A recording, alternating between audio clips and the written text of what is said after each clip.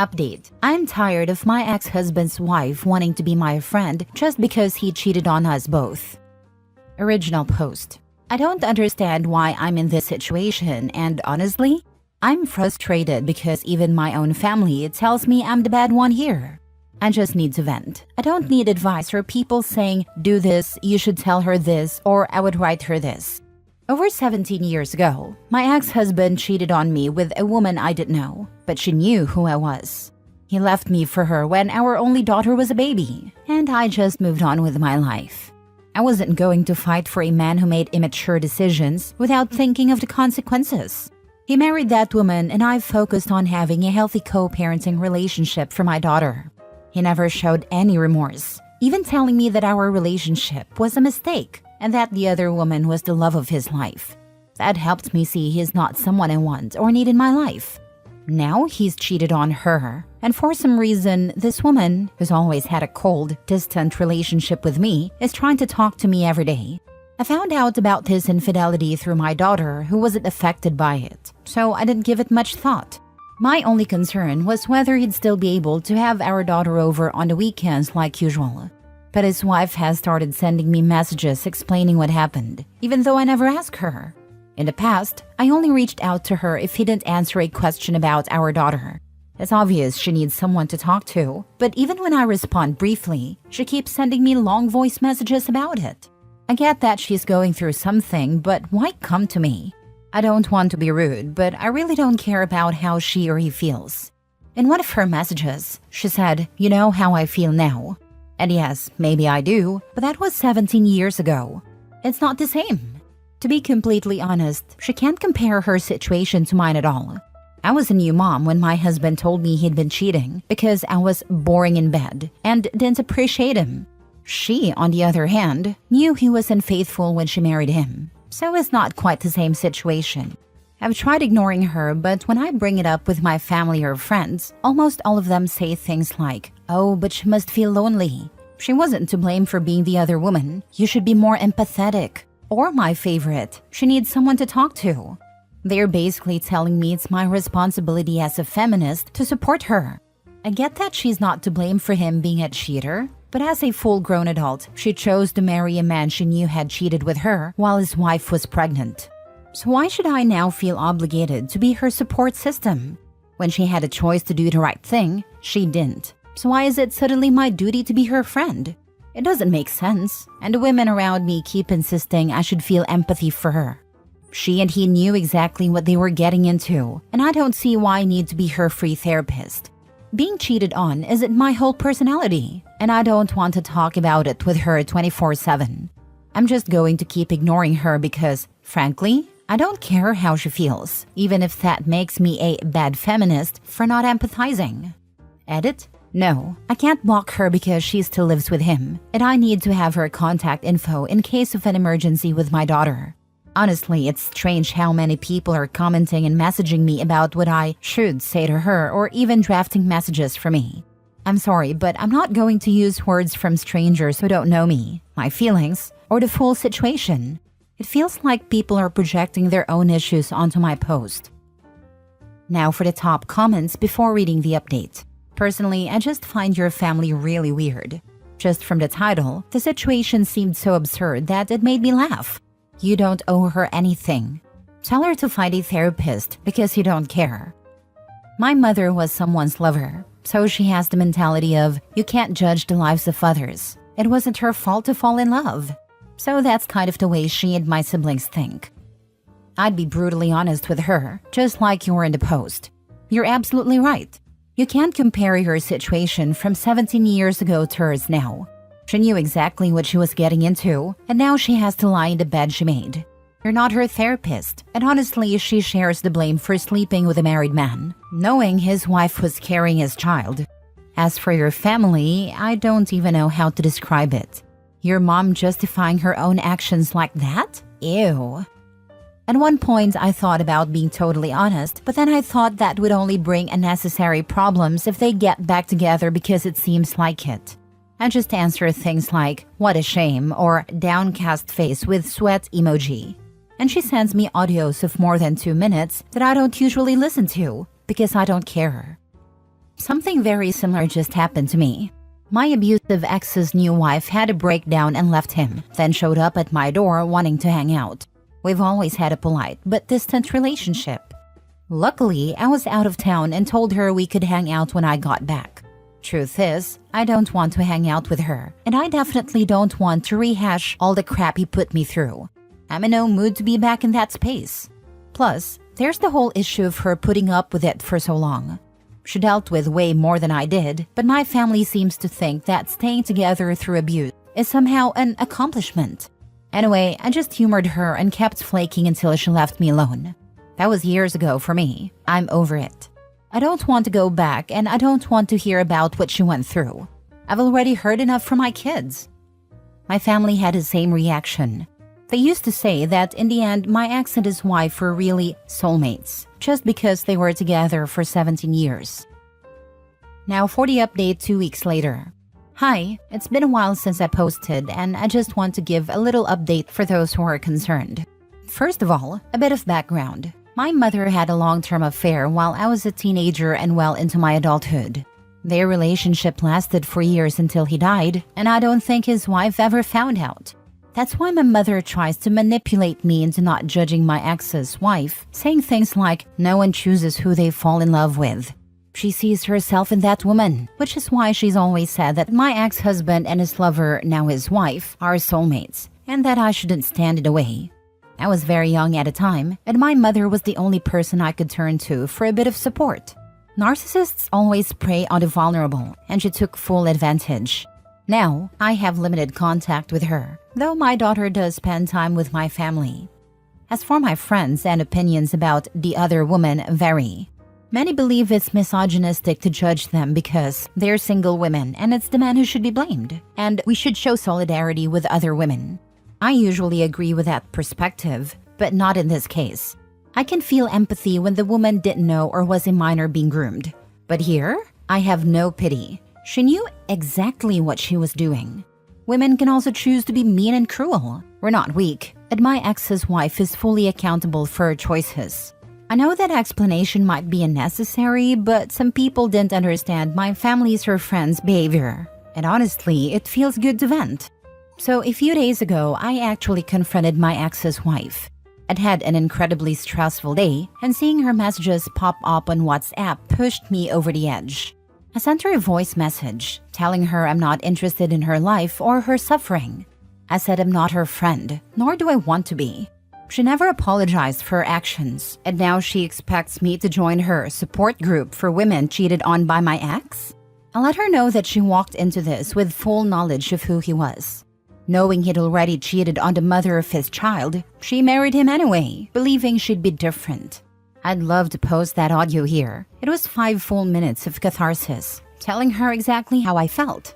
She got upset and we ended up arguing, which was exhausting. I definitely don't want issues to disrupt 17 years of normal co-parenting. I forwarded one of her audios to my ex, after listening to all of them and realizing she hasn't once apologized. Not that I need her apology. She just complained, looking for someone to trash him with or act as her unpaid therapist.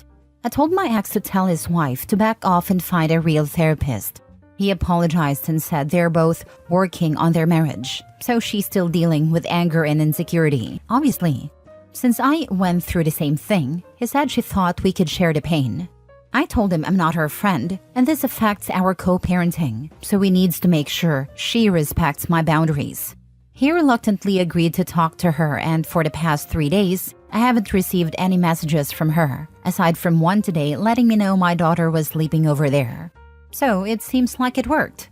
I don't care if they have a happy or miserable marriage, and I don't care if she's happy knowing he cheated but still stays with him. I just want to live in peace, free of drama from people who, at over 40, are still mentally stuck in high school. Karma said, hold my purse. Lol. They'll cheat with you, then on you. Mistress and your mom are so delusional, it's crazy. You should give your ex's wife your mom's number. That's the perfect shoulder for her to cry on, since they can bond as mistresses. Good for you setting boundaries and standing up for yourself. Next story. Am I the a-hole for asking my soon-to-be ex-husband why I'd take him back when the nanny does more for the family than he does? My husband and I are separated and getting a divorce.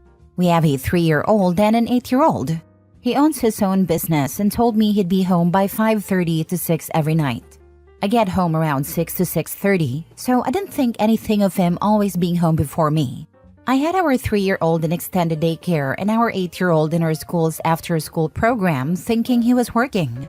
Halfway through last school year, I hired a nanny instead of using the extended care programs. After our oldest had issues with her program, about 2 weeks in, I got a call from the nanny saying my soon-to-be ex had locked them out and told her to take them to the park. The kids were hungry and she didn't have car seats. His house is walking distance from school and daycare, so she hadn't needed them. I called him and he said he'd gotten home early, wanted some space from the kids, and didn't want a random 18-year-old in the house. I had to leave work early to let them in. When I spoke with the nanny, she mentioned she was always home when she got there with the kids and that he was difficult, demanding that she and the kids stay in one of the kids' rooms, ignoring the kids if they try to talk to him, and getting upset if she left the room to grab his snack. That was the last straw for me. I filed for divorce by the end of the following week, and the kids and I moved out by the end of the next month. I ended up letting go of that nanny, and now we have Amina, 24. Amina is a Middle Eastern refugee with 3 kids of her own, ages 2, 4, and 7. Hiring Amina has been one of the best decisions I've ever made. I come home every day to a clean house, homework done, and some of the best Arabic food I've ever tasted. I have no idea how she manages it all, but her support allows me to enjoy my time with my kids, instead of scrambling to make dinner, clean up, and get my 8-year-old to do her homework. She handles grocery shopping, keeps track of school events, and even takes care of things like clothes and school supply shopping for the kids. My soon-to-be ex never did any of that. I once left him with the kids for a week while I went on a work trip, and they lived on McDonald's and pizza, which wrecked my 8-year-old's stomach. When I came back, the house was in the worst shape I'd ever seen. Our 2-year-old, at the time, ran out of clean clothes, and he bought her new ones instead of washing the dirty ones. Now he is asking about getting back together, saying it's better for the kids if we're together. I told him he's never truly thought about what's best for the kids. Even when he takes them for the weekend, all he does is bring them to Grandma's house. I asked him why I should go back to him when Amina does more for us than he ever did. He argued that he works to provide for us, as if that's different from me also working. Apparently close to double the hours he worked, and for similar pay. Now his family is calling me a bad mom, saying that if I cared about the kids, I'd want them to have 2 parents. Am I the a-hole? Not the a-hole. I personally would marry Amina. Having a neglectful, abusive parent is worse than a single parent. Ask any child psychologist. What you're describing is not laziness. It's straight-out abuse. You can lose your kids if CPS had been called in that last situation. You really need to think about the kids and not what society told us about what's good for the kids. 100%. If he doesn't live there, the kid grows up to believe he loved them, but unfortunately wasn't able to live there and be around to show it. If he's there and kicking them out the house and getting angry when they approach him, they're at risk for developing all sorts of insecurities. He doesn't seem mature enough to be trusted with your children's mental well-being. You do not have to give a reason to anyone for not wanting to reconcile. If they insist, then I found that I am happier, the kids are more stable, and our lives run more smoothly as things are right now. That's it. No one is owed an explanation for your decision, not even the soon-to-be ex. Ex just wants to get back together because I bet he hates paying child support and not being taken care of by OP. Screw him. Last story. Am I the a-hole for refusing to help my estranged son nor meeting his child? I haven't slept in nearly 2 days, so please excuse any grammar mistakes. I'm from a country where bullying isn't taken seriously. I'm using fake names to protect my other 2 children, who I'll call Eve and Henry. I lost one of my daughters, Rose, 15 years ago due to relentless bullying by a group who never faced any consequences. One of the people responsible was Sarah, who is now married to my son, Mike. Apparently, they met in university, connected, and started a relationship.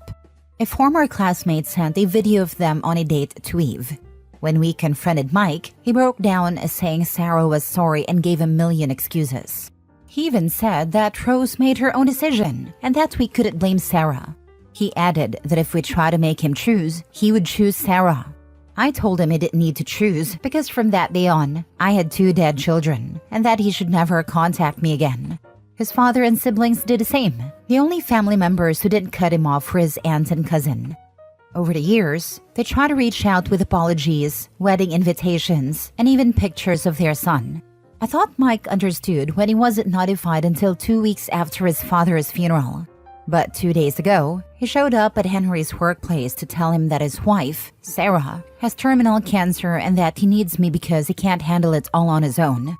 Mike then showed up at my house with his son, refusing to leave until I spoke to him. After about 4 hours, I opened the door and told him to leave. Mike tried to force me to meet his child, saying his son was innocent and that Sarah has repented for her role in Rose's bullying, urging me to forgive them. I told him that Sarah's cancer is karma, to which he responded by asking how I could be so cruel, not only to them but to their child. I told him I didn't care about his child or what happens to either of them, and to get off my property before I called Henry to have him removed. His aunt, my sister-in-law, called, saying I'm a selfish, cruel mother who can't let go of the past. She mentioned that Rose wouldn't have held anything against the child. I told her no one was stopping her from helping them, but she made excuses. One being that it wasn't her place, even though it wasn't her place to give Mike my address or Henry's. Am I the a-hole for not helping them? What a deeply painful experience this must have been for you. Losing a child, especially under those circumstances, is an unimaginable hurt. And when a close family member is connected to that loss, the betrayal you feel becomes even more overwhelming. The fact that Mike's life has moved on with Sarah, knowing the pain her actions contributed to, is a lot to take in. You made a choice to protect yourself and your other children from further hurt, especially after how Mike responded when confronted. So, it's understandable why you would hesitate to open the door to that part of your past again, especially without real accountability or meaningful actions to heal the past wounds. Mike may be asking for help, but it doesn't mean you have to forget the impact their choices had on you and your family. It's a deeply personal decision on whether to help Mike or meet his child. But remember, you are allowed to honor what feels safe and healthy for you. How do you feel about holding firm on that boundary? I know helping Mike will cost me losing contact with Eve. They were very close to Rose, and they witnessed some of the bullying.